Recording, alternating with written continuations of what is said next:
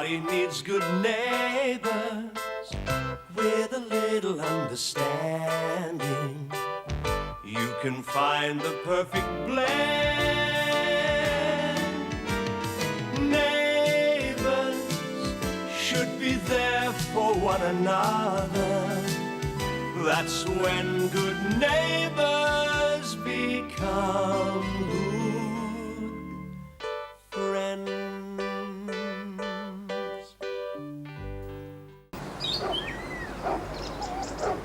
Have you read Scott's essay? I started it last night. What do you think? I haven't finished it yet. Why not? It's very good. You'll be very disappointed if you haven't read it. Yes, well, Mum will be delighted. At least she's got someone now to follow in her footsteps. I'm just going over to pick up Danny. Listen, mate, I haven't had a chance to read your essay yet. That's okay, Dad. After all, it only took me a couple of weeks to write it. Well, I'm sorry, mate. I just couldn't get to it last night. Sure, Dad. Some other time, eh? Bye, Gran. Bye, darling. What do you mean you just couldn't get to it?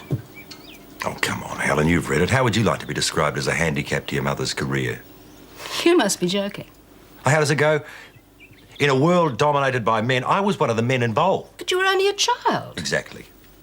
And Scott didn't mean to hurt your feelings. I'm sure he's not even aware of what they are. I was brought up by a bunch of feminists who weren't aware of my feelings as well. All that mattered was my mother's career. To hell with how I felt about not having a mother. She did her best for you, Jim. Or maybe. Instead of bedtime stories, I got to read my mother's bylines while everyone told me how lucky I was to have such a famous, brave and pioneering mother. Wasn't much use to me. Is that why you married Anne?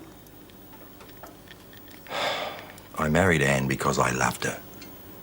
And sure, she was interested in having a family and staying at home to bring them up properly. Something wrong with that? No, but some women like to have another job. Fine. It was just hard on me not having a father and only newsprint for a mother. You're ashamed of her? Of course I'm not ashamed of her. It's just that I wish I knew who she was. Then read Scott's essay. All right, I will. Is that a promise? Scout's honour. Do you believe people actually do this for a living? Yeah? Oh, glad I don't. Haddy, finish the washing yet? I haven't even finished loading it yet, Dad. Well, get a rig along with you, because you're going to be late for school. I'll give you a hand. What would you know about it, Scott? Gran does yours. Well, listen, on your way back from school, I want you to call into the shop and pick up some stuff for us, will you? Right, Dad. Like what? Now, you better listen to this too, Scott. He's got a head on him lately like a sieve. Now, let's see, what do we need? Bread, milk, butter, eggs, cheese. What else? Some cornflake stuff. And, oh, yeah, Shane wants his budgie food. Shane doesn't have a budgie.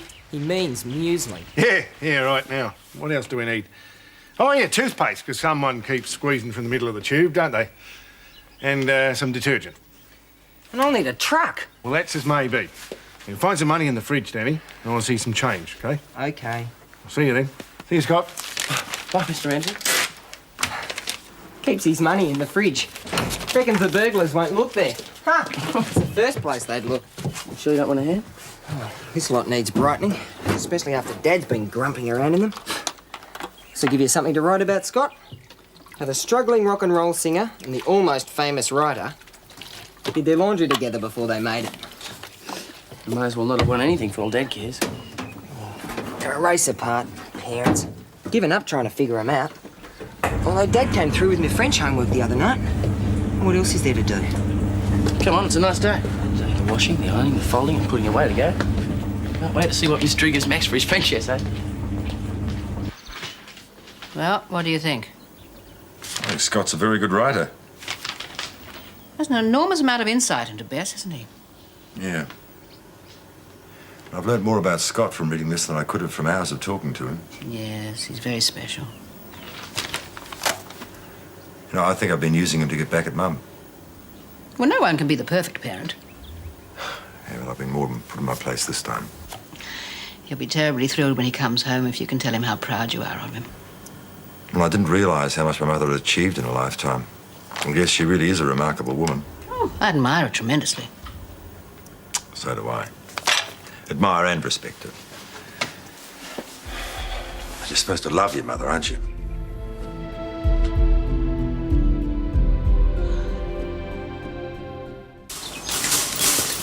We'll have to walk faster than this, Scott. I've got to get the washing into the dryer before I get tea ready tonight. Slow down, Danny. You've demolished 3 of these things already. Oh, jeez. Dad's right. I told you we should have gone faster. What am I going to say to him? The truth. Besides, he can hang out the washing for a change. Don't say things like that with Dad about. He was all ready to start a new life after he and Mum split up. I wanted to live with him. I ought to be trying harder. Is he making you do all this stuff? Not exactly. He does bark orders all the time. That's just him. Why don't you talk to him and tell him? Have you ever tried talking to Max? I can't. He's doing his best. This is your most important year at school, Danny. It's got to come first. I'll manage. Dad? Where are you? Hell, Audrey, doing the job you should have done. See, I told you to do it. What? Listen, how much bleach you pour in these flaming overalls? The old bleeding bottle. No, only half. Oh, struth. Oh, suppose Helen will fix it. You get all the shopping done? How'd school go? Oh, it was okay. I got most of what you wanted. Hand me homework in? Want a cup of tea, Dad? There's no milk. Listen, I want to know what I got from hearsay. Yeah, so do I, Danny. She liked it. Did she? What'd I get then? She's a pretty hard marker, isn't she, Scott? Never mind about that. How much did you give me? Oh, you got more than I did, Mr. Ramsay. Oh, you did pretty well in that essay competition. I did better than Scott, eh? Well, I got top marks. That was English, not French. Same difference. Well, You got 15 15 out of 20. Hey, that's pretty good, eh? out of 100, Dad. What you mean out of 100? Means you failed. What? Yeah, I guess I'll look at that flaming thing. Don't worry about it, Dad. You did better than I would have. No one fails me and gets away with it. I'll have a flaming word with her about that. So where's the milk? Forgot. You forgot. That's the last straw. You forget the milk, you ruined me flaming overalls, now you tell me I flaming well failed French. Go. Oh, you're just the man I want to see. I know, you're going out tonight and you want me to prepare dinner. You remember. I even know what we're going to have. Take away. No. I'm not going to tell you what I bought for Scott now. No. He's home. No, I know what to say. Hi. Hello. G'day, mate. I read your essay. The writing's not interfering with my homework, Dad. I'm going to do it now. You'll have to do better than that, Jim. He didn't give me much of a chance. He's playing tit for tat. You didn't give him much of a go after reading the first sentence, so he's not giving you one now. Do I talk to him about that or about his essay? You're the father. You work it out. I'm sure I wasn't this difficult when I was an adolescent. Oh, well, in those days we were all perfect.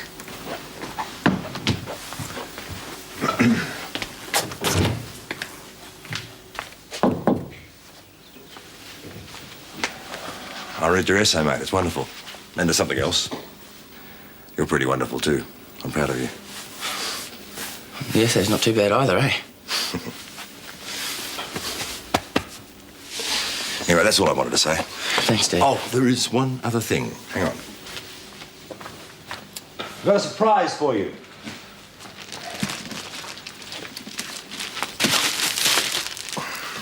Oh, wow! Now you can do some serious writing. I will, I promise. Oh. It's not just fathers that make mistakes. I understand writers make quite a few as well.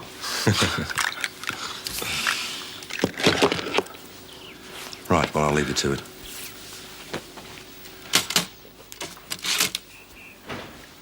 Anyone home? In here, Max. I'm mad as hell. I mean, I walked round the block and I'm still mad as hell at that Danny. I mean, look at these, look. Yeah, all I asked him to do was put the wash in the machine and turn the flaming thing on, and then look. Well, there's not much you can do with them. You can try to re-dye them or strip them. Danny was only trying to help, Mr. Ramsay. Yeah, well, he's not. I mean, I'm up for a new pair of overalls, several jumpers. I mean, you'd think he could read a label. He would if he had the time. Besides, you're only upset about that when you found out Mr. who failed your French essay. Now, look, I don't care about that. What I care about is the boys pulling their weight. Well, perhaps I can give you a hand, Max. Oh, look, Maria's spot on rotten, Helen. She never taught them to do anything for themselves, did everything for them. That's why Danny's so flaming useless to me. Wait a minute, Mr. Ramsay. Danny does most of the work over there. Stay out of it, Scott. Oh, wait, Dad. Danny works really hard over there. Not that any of you can see what Danny does. I've got the evidence right here, haven't I, eh? So he's made one mistake. Got the milk? That's 2. Why didn't you ashamed by it? And why don't you do your own washing? You're both making Danny out to be some sort of slave. Hold on, Scott. Just hold on. Well, it's true, Dad. Danny can't answer back. So what he does is try and make you happy. Yeah, do his French essay for him. And he failed. Yeah, I'll have a word with Miss Flamin' Drew about that one. Well, he won't have much of a future if he fails his exams, will he? I'm staying well clear of this. Now, look, I only came over here to see if Helen had fixed me overalls for me. Did you? Beg yours. I think you came over here to get some sympathy, and I don't feel sorry for you at all. I feel sorry for Danny.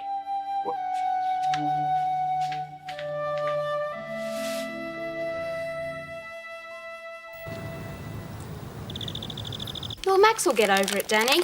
Maybe it might be an idea if you make yourself scarce for a while. I don't think you'll ever be completely happy until I've disappeared. Oh, come on. You've got to admit, you'd get a shock if your jumpers would only fit a 6-year-old and your overalls would flash back to the 60s. I expect you're right. And besides, it must have hurt to only get 15 out of 100 for your essay. What's for dinner, Daph? Danny, He's too tough. do you want to stay?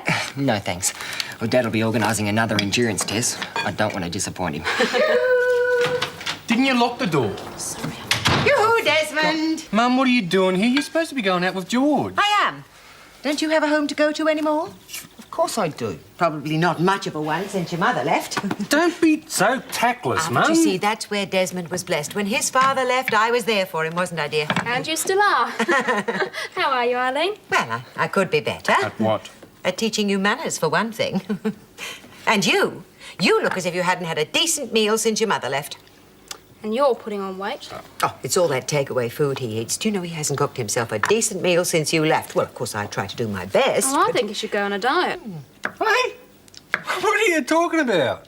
I'm a fine figure of a man. I'm as thin as a wimp. A whip. Why aren't you going out with George? I thought he was expecting you. Well, he is, but I thought it would be nice if we all went out together. And so I asked him to meet me here. That sounds like fun, doesn't it? Yes, I thought so. Oh, there's Dad calling me. Bye, Des. So that's settled then, eh? Good. Oh, Max, you left these behind. Huh? Oh, I'll just stick them over there, Jim. Want a beer? No, thanks.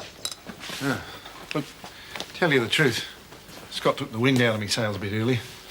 Oh, well, I think he inherits that from his grandmother. Huh? Ela'd never talk to me like that. No, but my mother would. Well, listen, would you mind having a word with him? Just tell him being as pig-headed as that will get him in hot water any time. I mean, I'm a tolerant man, but anyone else is going to get him in a lot of trouble, you know what I mean? Yeah, I'll have a word with him. Look, I'm serious, Jim. Have you thought about what Scott said? Oh, he might have a point about Danny. He doesn't look that happy just lately. Now, look, Jim, we don't want to go airing our differences again. I'm rearing Danny now, and as far as I can tell, he's on a pretty good wicket. Hey, where you been? Just over to see Des and Daphne. Well, you might have gone over to see how Scott was. It's fine a couple of hours ago. Yeah, well, look, I appreciate a bloke standing up for a mate, but in future, you ought to get a full picture, you know, before he goes shooting his mouth off. He was just expressing how he feels, Max. I don't approve of that sort of thing, and lack of discipline. Stay clean, Danny. Look, Jim, I don't comment on your family. I'd appreciate it if you wouldn't comment on mine. Fine. What was all that about? Oh, Scott had a yell at me earlier. Things aren't going too well between you and me, are they, Dad? No, son, they're not. Look, don't go blaming yourself. I mean, it's not your fault. I know with Shane and me working, all the jobs in the house tend to fall on you, and I know it's not a fair system. Still, it's the only one we've got at the moment, you know? I could try harder. Look, I want you to save that for your schoolwork, OK? I know you don't have much time. I'm sorry about this, Dad. I just didn't think. Yeah, I know. Look, I want things to work out between us, son, so much. Oh, so do I, Dad. Yeah, good. Look, I'll tell you what. After tea, I'll write a letter in French to Miss Flamin' Drew. She won't fail me again in a hurry. So you got nothing to worry about. Well, if you're worried about your health, Desmond, we could go to a health food restaurant. Or maybe we could order salad at whichever restaurant we do go to. Mum, Daph's already made a perfectly good salad. Oh, yes, but it's not the same as going out. Sort of the four of us, like the family. George, now remember what I told you. Be the man in Mum's life, not the mouse. Wouldn't you? Oh, dear. He's a bit cheap. Oh, Hello, George. Good evening. Well, are you ready, Eileen? We'll leave these good people with their evening and we'll get along with ours. Well, actually, George, Daphne and Desmond are going to come with us. Oh, I was hoping we'd have dinner by ourselves. Then don't let us stand in your way. Besides, I'm on a diet and I'm finding it really hard to stick to it, and with all that food around, it'd be tempting. Nonsense, Desmond. Well, George and I are having lunch together tomorrow, so that's plenty of time for us. Now, just a minute, Eileen. I went to a great deal of time and trouble to book a table just for the two of us. Are you telling me that I cannot invite my family to dinner with us? Yes, I am. Good on you, George. You can't talk to me like that, George. We don't mind not going, Eileen. But we didn't want to go in the first place. Are you coming out with me tonight, Eileen, or not? Not if you are inviting me in that tone of voice, George. Very well. I hope you all have a very enjoyable night, dinner, together. And I'll see you at lunchtime tomorrow, will I, Eileen? Maybe, maybe not. Good night. Sorry, George. I'll see you tomorrow, Des. We'll talk about it then. Maybe you should have gone with him, Eileen. Nonsense. George needs to find out that I am a woman to be reckoned with. Tonight will teach him a good lesson. Right. Now, who's going to cook dinner?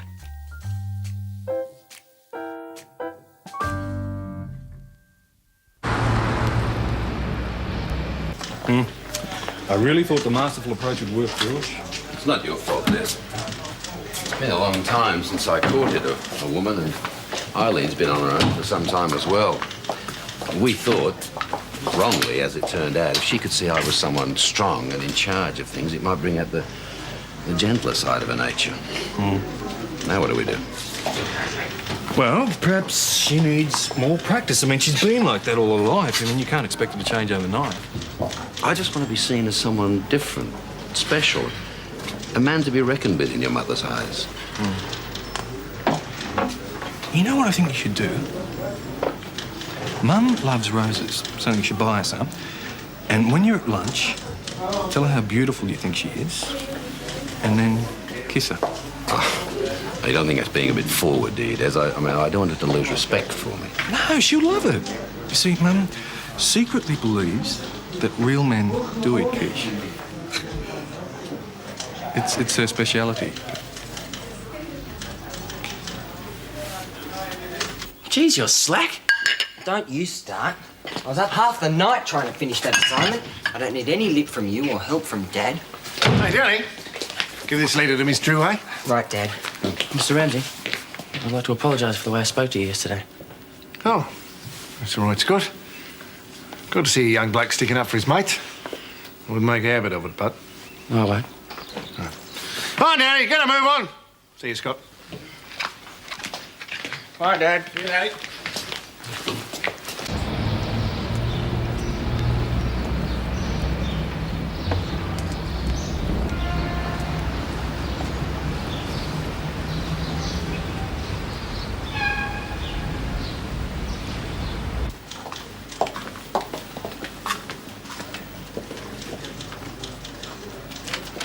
Mum?